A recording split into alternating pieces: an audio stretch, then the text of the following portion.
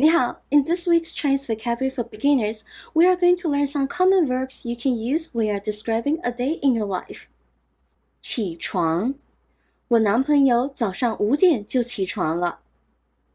睡觉，昨天他2点才睡觉。If you are looking for bedtime stories, check out our Chinese level readers. 刷牙，要记得每天刷牙哦。洗脸，快去洗脸。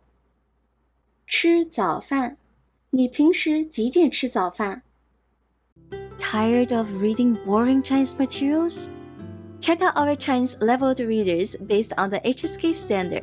Our stories cover a wide range of interesting topics for students of all levels, from beginners to advanced learners.